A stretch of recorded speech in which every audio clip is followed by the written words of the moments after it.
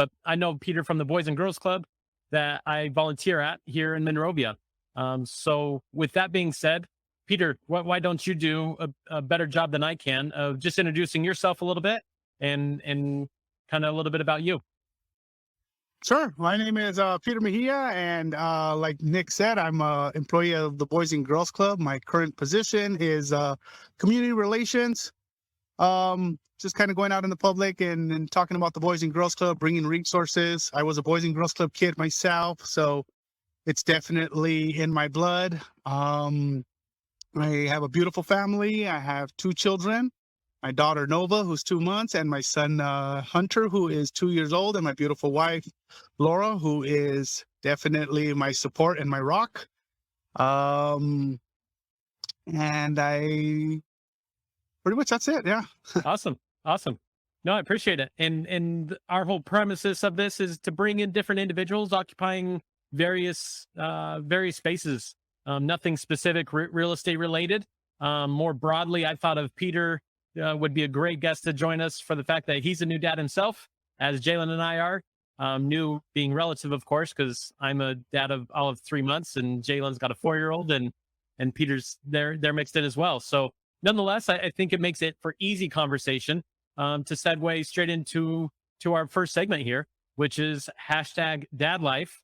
And the topic, or not necessarily topic, the question I wanted to pose to you two today was, is the world a nice place? And just hearing that question, where do you go with that when trying to find an answer for that? And maybe not just for yourself, but I mean, I've had kids ask me that. So Peter, let's start off with you as being our special guest today. Where does your mind go when if you get asked the question, is the world a nice place? Wow, that's a very great question because I actually work at a Boys and Girls Club. So you can see, at least with the children, they can be pretty cruel and mean at times. Yeah. But I think agencies that, harbor positive behavior is definitely something that would be beneficial for our children to put in. Me being a dad, I look for things like that. Agencies with good reputation and stuff like that, word of mouth from other folks that have put their children through programs. But is the world a safe and nice place? It's questionable. But I think also as a parent, you want to build kind of structure with your kids and being able to be a little strong when it comes to certain things. Is there a book for that? No, it's just kind of play it by ear, kind of. But little techniques is just confident boosters and, encouragement and definitely just being a support, I think, is really important. Sure. Jay, let me throw that one your way. Piggyback off some of those ideas, or do you go in a different direction when answering that question? Yeah, I'm going to agree with Peter for dang near everything that he said. Definitely, you're not going to be finding a book that just explains how to make the world a friendly place, but that does come to getting rid of a lot of those things that makes the world hard. And so when talking specifically about dad life, the best way that we as parents, or that I've found as being a parent, that can kind of take away some of those scary things that you see in the world is getting some of that uncertainty. And so that comes with building a routine, building good habits is where you're going to be able to find more productive human beings, which then makes the world less friendly. No, but are they more prepared? I guess is the best way to say how to make them better for this world. That is my goal as a father in relation to this. Nick, how would you answer that? Seeing how young your, little Diego is, Yeah. you have only a few months old, so the world is definitely the world is friendly to him for the most part because Yeah, right. there's He's always being held. He's always being fed. He's always getting the diaper change. Kid gets 100%. beyond 5-star treatment. No, but Of course, it becomes more relevant the older he gets, right? My head goes to two F words, and they're not bad words: friends and filters. What friends do we have to surround ourselves with, and what filter do we have on this world that we live in? Because I think what we think about, what anybody thinks about, it expands. If you look for it, you will find it. If you look for reasons why this world is a bad place, you will find reasons this world is a bad place. Turn on the news, watch it, and just have it on repeat, and it's going to seem pretty dim. Yeah. I think on the flip side, if you're looking for good things and good reasons, you're going to tend to attract those things, and you're going to be able to validate them without looking too far. So that's where my head goes when answering that question. I would say the world is a friendly place, but that's also the filter in which I choose to view it and filter out the pieces, I guess I validate and can explain, okay, it's not perfect. There's a big difference between the world being a nice place and a perfect place. By no means is it perfect, but Yep. Peter's a prime example. Like our relationship is new, but it's been a great one thus far. And I guess I looked at it from a fresh lens of I don't know him, but the more I work with him, like this has been a really good change versus looking at that opportunity initially saying, who is this guy? What's he about? What does he want from me? There again, you're looking at the same situation, just a different perspective of looking at it. So that's how I interpret, is this world a nice place? Peter, any other thoughts with this one? Yeah, I think that's a great point that you bring up, and it's very validated as well, because yeah, if you put your kid around the positive surroundings, of course they're going to pick up on those habits. And it's really nice that we pick and choose where we want to put our kids and what kind of schooling, and we have to intervene or get involved if we start seeing our kid is not happy or whatnot. So, if sometimes it's not the right setting, or it's just a little too tough, or it's just not great structure or supervision, then we pull them out. But that's more of the physical, but just the mental, I think, as well is preparing them at home, and just again being a great support system, and knowing that they can come home and be happy and then be safe. I think that's really good. And yeah, surrounding them with family and friends, and having these play dates and whatnot, and getting them that exposure outside. I know one of the challenges that we faced was my son was right in the beginning of COVID, so we kind of kept them away from everything, and just taking him out to Home Depot and putting him in a basket, it was challenging. He didn't know what it was, and this is a year and a half after he was born, and so it's little things like that you can reflect on and say, okay, how can we change this so that he's not scared of a basket, or he's not terrified. So yeah, it can be small things to larger things, and how we view the world for our children. But we're always the protectors, and we're always going to worry. And even as they go off to college, you still worry. So, but you definitely want to make sure that you're that support.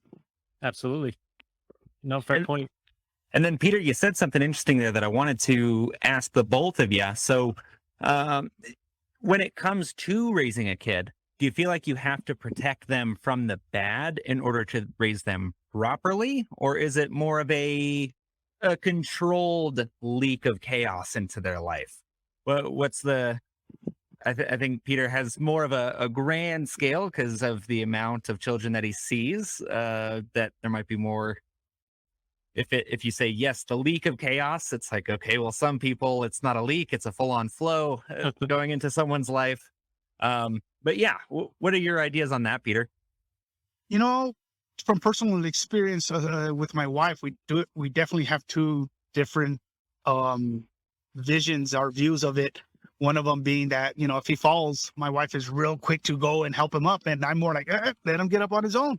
And that's just from watching other kids here. You want to let them know what it feels, a little pain, and get up. It's okay, but I'm here after the fact to support, to help you, to get you back up and encourage you. It's okay. It's going to happen. You're okay. Look, let's see what happened. And so I think, Yeah, it is one of those where preparing them, but at the same token, you can't always. So you just do your best. That's all I can say. And I think three dads all just being like, "Oh yeah, no, he fell," and I laughed, and the wife looked at me and said, "What's wrong with you?" And it was funny. It You're got so up and he's messed up. fine. Yeah. Yeah. Yeah. Uh, No, no, I'll piggyback on that idea of you need setbacks to build your resilience in anything, right? And I think you Good need point. to make mistakes to figure out what's a better way of doing something. So there again, I think shielding has the best of intentions, but it has unfortunately bad ramifications as well. When we protect to say, don't make that mistake. Nope, you don't want to do that. Because again, how do you figure out what's better? How do you figure out a better decision?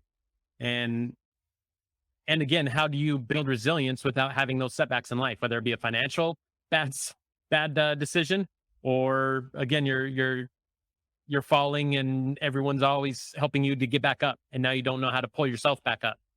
So I think it can be those small pieces, and they compound. It's a compound effect in a different way. You know, all those little times that they had opportunities to fend for themselves, so to speak.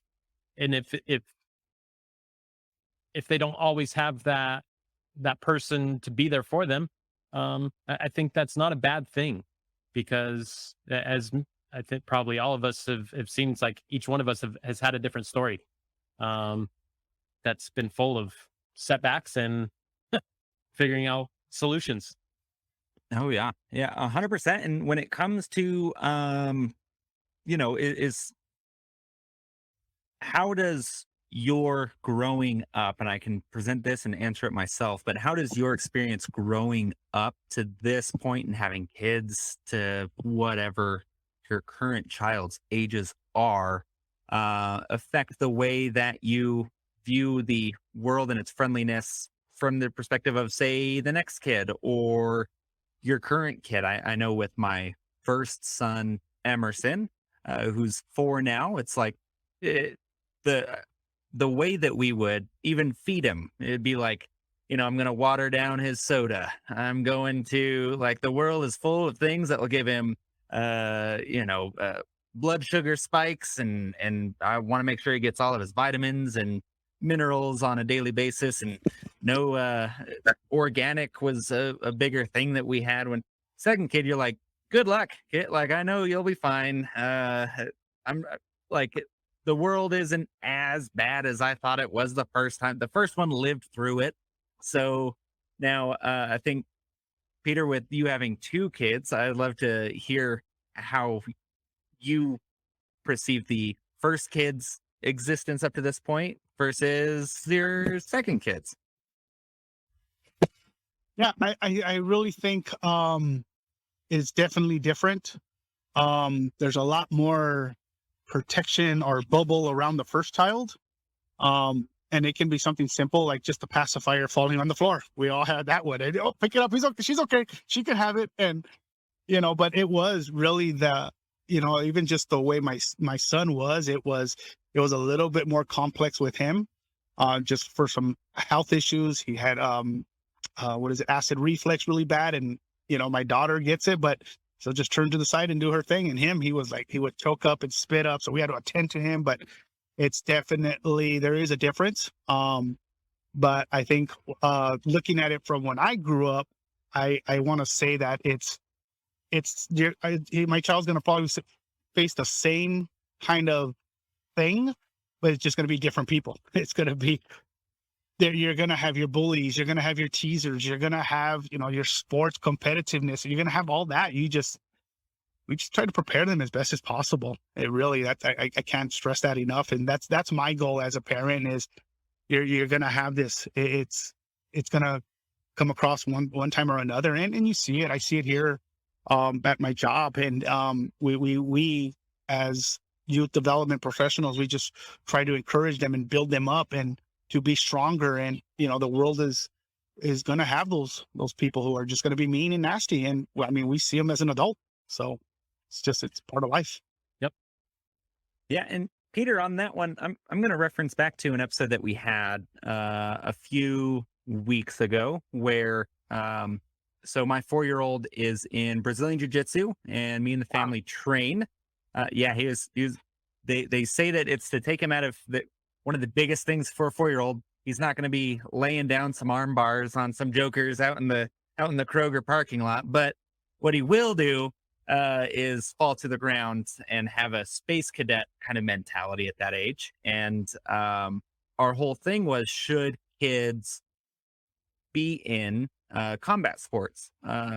Ultimately, Nick and I agreed that they are beneficial as long as it is for the aspect of that, really what any type of sport can give a kid, the structure, the body awareness, muscle motor skills, that kind of stuff.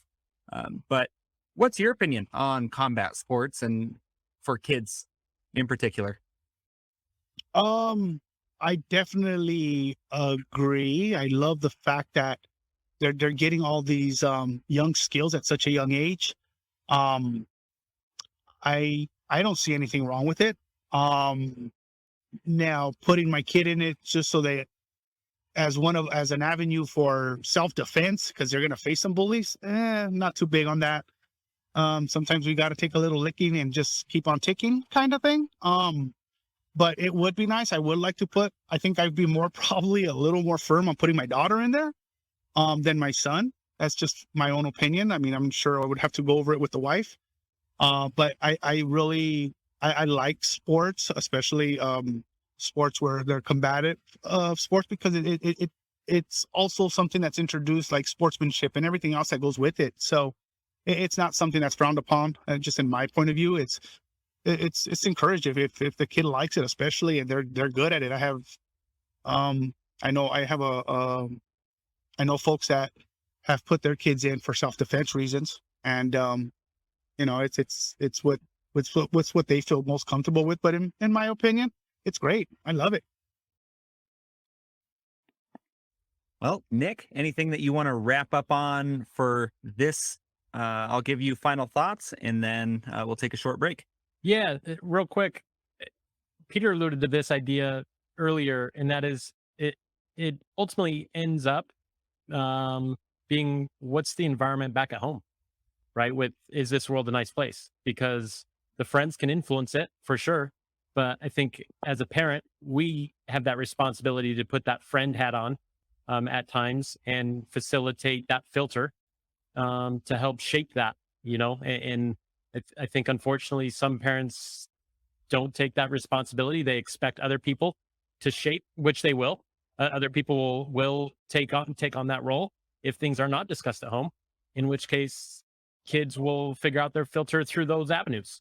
But in my opinion, I definitely agree with Peter that it should start and stop at home by having those conversations, because as we've all talked about, there are numerous challenges that will always be presented, many of which will be the exact same. But as Peter also said, just different situations, different people involved. There again, that's our responsibility as us as dads to help facilitate those and make sense of them in what can sometimes feel like a very complicated world. So that's how I'll conclude things with this one. Okay. Perfect. Something there, Jay? No, it's I'm going to be editing this little part out. So I have a coworker that is on the phone behind me, but that's okay. I saw it pick up just a little bit, but Yeah. all stuff that will be edited out. But no, so yeah, I think that's a good place to end it. I know that we spoke a little bit longer, but to the point of Peter is continually dealing with children and specifically their development. So I think this was a section that benefited from a longer conversation based on Peter's expertise. So we'll wrap up this one, take a short break, and come back with Real Estate Roundup.